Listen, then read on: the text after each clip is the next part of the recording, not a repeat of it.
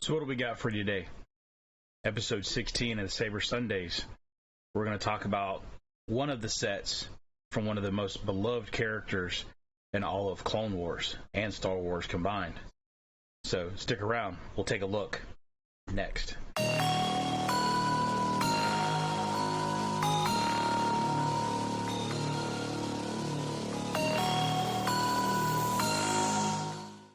Welcome back, and thank you for joining us today on Saber Sundays, episode 16. That's right. This will be number 16 of the Sabers that Galaxy's Edge has released so far. Now, this one is the first of technically 3 Sabers sets that Galaxy's Edge has released. But one of them, there's a version 1 and 2, which we will look at on the next episode. But today, we're going to look at the first set of Sabers from this beloved character. I'm sure you can tell by the shirt, possibly, who I'm talking about. But I'm talking about none other than Ahsoka Tano. That's right. We're going to look at one of the most beloved characters. People love her. Unfortunately, she never did make it to Jedi Master. But one of the favorite characters that now we have seen not only in the Mandalorian show, but also in the Book of Boba Fett. She's also going to be getting her new series. Not exactly sure when. I've heard some possibly later this year in 2022, most likely 2023, but we'll find out at some point. But the set of Sabers we're going to look at today do not show up in either of those shows. Mainly because the Sabers that we're going to look at are the ones from the Clone Wars. Now, this set is probably one of my most prized sets, and I'll show you why. Here's the box that it comes in. It's got the nice Ahsoka logo on the front with the green button. Now, this particular box, unlike the Rebels edition that we'll look at later, which is the ones that do show up in the Mandalorian and Book of Boba Fett, that one actually has a white logo. We'll see that on the next episode in 17. But this particular one has the larger box. It is larger than your standard box, and the reason being is because this is one of two Saber sets. The Ahsoka Tano set is the only one that has officially been released with both pieces of the Saber set included in the case itself. This one is my prized because I got lucky enough to pick up a set that Ahsoka Tano herself, Ashley Eckstein, actually autographed. So this one here stays on display in my display case along with these Sabers. Let's go ahead and take a look at the Sabers themselves. It is a 2-piece set, like I said. Many of you guys have seen this set before. Other videos, other people have shown it, but this is the set here.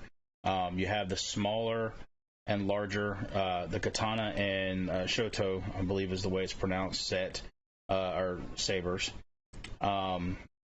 There's nothing special inside the case, but the Sabers are special in the way that they perform. They are the only color-changing lightsaber set, or lightsabers in general, that Galaxy's Edge has made, which goes to show that they can technically make sabers that can be 2 different colors, which is, as you probably noticed in my Shadow Collective video, if you've seen that one. If not, the link will be right up there, basically.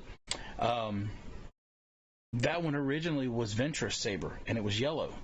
But then when Darth Maul got it, he changed it to red. So they have the technology to be able to make it dual-colored, but they didn't for some reason. I've also heard that Cal Kestis is only going to be single-colored as well, which I think is a downfall for Galaxy's Edge and for Disney for not making it multiple colors like it is in the game. But let's go ahead and take these out and take a look at them real quick.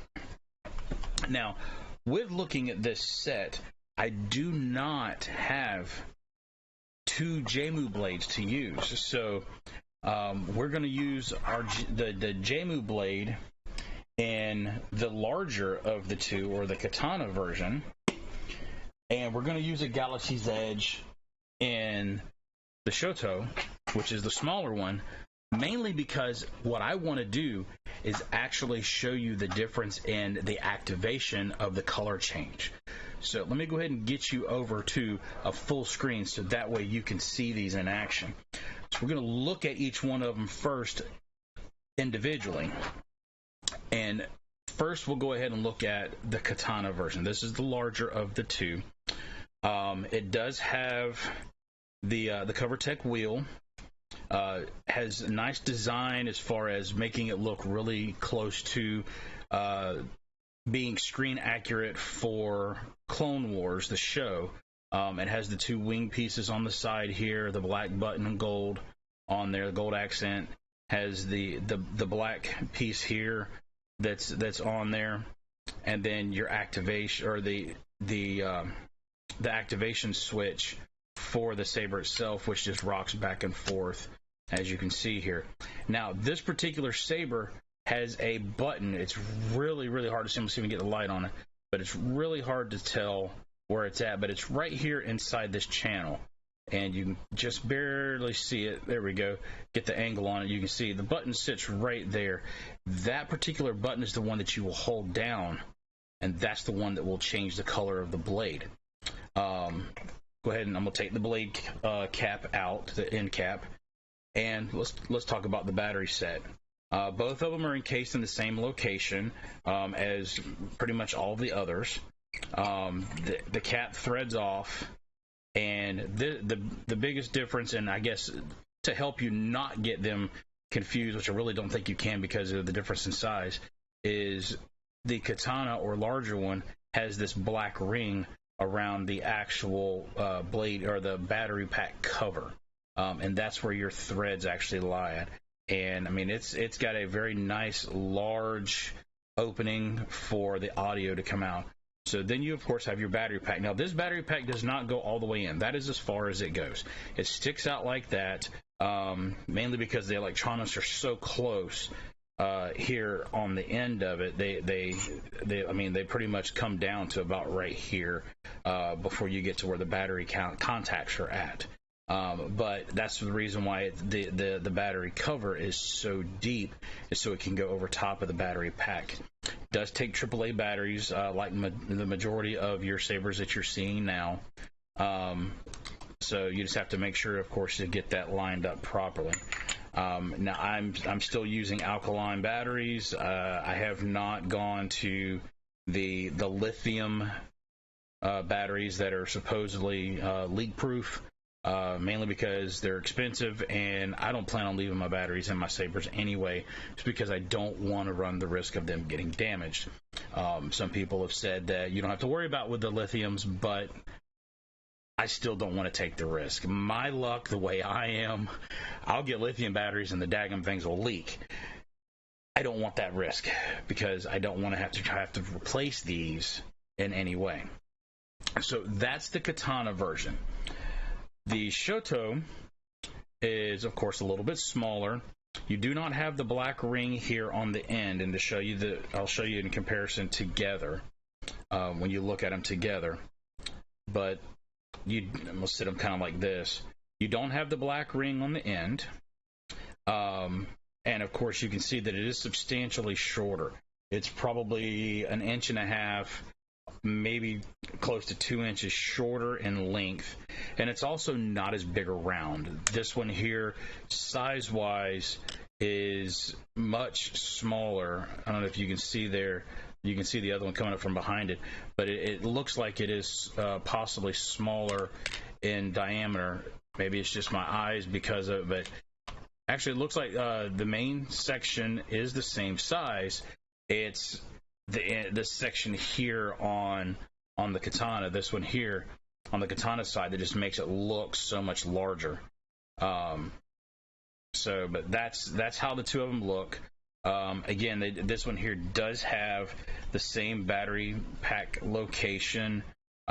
This one though, the actual color change, or the activation button, is inside the channel, just like the color changing switch.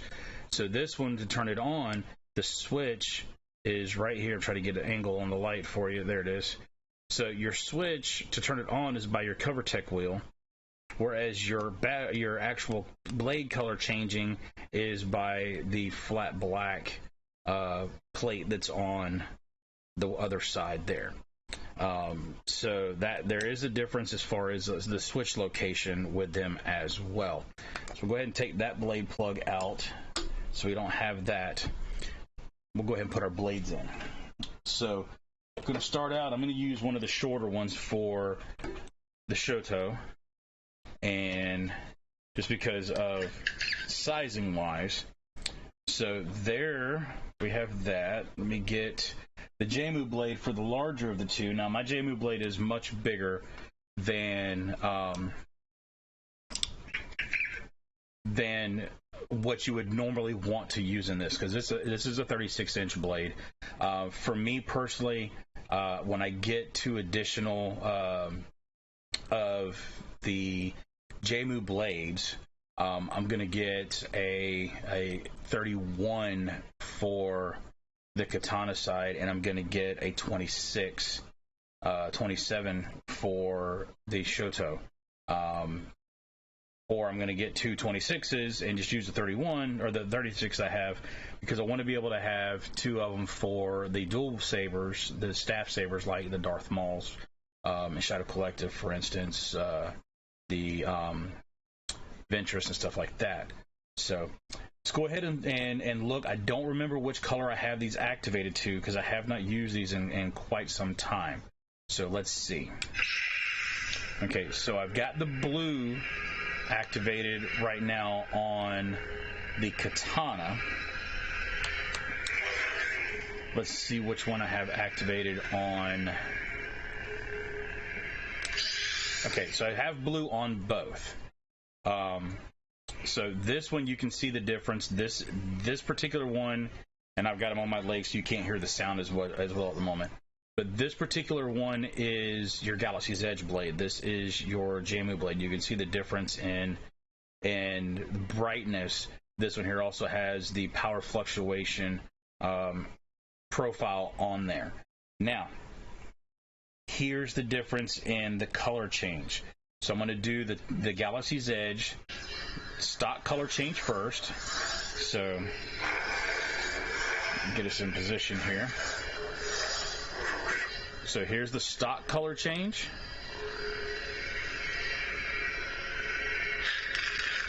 So you get that flicker, and then it goes green. And you can hear it has a different audio sound in green than it does in blue. I'll go back to blue. Takes it back. There you go. So it has more of a more subtle sound in blue than it does in green.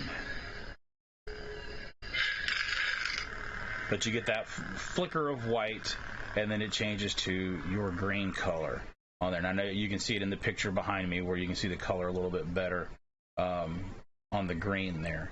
And you can also see it on my hand. So now, the difference in how the Jaymoo blade changes it. So I'm holding it down now. So see, the Jaymoo blade does a completely different design. I'm going to back up so you can see it again. So Jaymoo blade changing. So it actually has a white line that pulsates up, and it changes the color there. Whereas you get the complete blade flicker white and then changes to blue. So now you can, I believe, keep the same profile design for the color changing on the Ahsokas as the stock blades with the Jaymoo blade, but I like the way this flicker was, the way it did it different, where it actually pulsates up the blade like so. So that's the biggest difference between a Jaymoo blade color change and the Ahsoka, the stock Ahsoka color change from Galaxy's Edge. Now you get the little bit of power from a clash on there, whereas the Jaymoo, you get much more of a flicker. And I really wish I could get this to show a little bit better for you. See if I can adjust this in post to where you can see the colorations better on the video. But then back to blue. So that is the difference in the colorations for the lighting of the lightsabers from Ahsoka's Clone Wars sabers. So go ahead and take these out. Now, okay, so the weight of these two do differ quite a bit. For instance, the Ahsoka Clone Wars Soto blade is actually the lightest lightsaber that has been made so far. This particular saber comes in at a whopping 11.8 ounces. So it is very, very light as far as weight is concerned in comparison to that of the sister blade, the Katana, which comes in at 1 pound, 0.4 ounces. So this one here does weigh just slightly more, but again, it is still a very light saber hilt compared to most of your other saber hilts that Galaxy's Edge has released. The main reason being, this particular saber feels like it's mostly made of a thick aluminum material. Very similar to the same material that the Obi-Wan saber from the Phantom Menace, the same material basically that one is made of, which is a light aluminum type of material. It is still a metal, but it's just a lot thinner, or not a lot thinner, but a lot lighter. But I mean, it still feels pretty good in the hand, weight wise. Especially if you're holding both. So. Tell me what you think, guys. What do you think about the Ahsoka Clone Wars set? Do you like this set? Do you prefer the Rebel set that we're going to look at on our next video?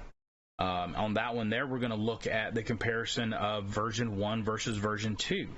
And we're going to see which one of the two is actually the one that's being used currently in the Mandalorian series. So look forward to that video coming up in 2 weeks on Saber Sundays. Give me a like and a subscribe, a follow. You can always find me on all of my socials, starting out with our Twitter account, our Facebook, our Instagram, and I just created a TikTok video account today that I'm going to start putting shorter little videos, especially when I make those trips to Galaxy's Edge for you guys to be able to see. So look for me on TikTok, the Kyber Curator. That's going to be on there as well. So thanks a lot for joining me. I appreciate your time. Look forward to seeing you next time. And as always, may the Force be with you.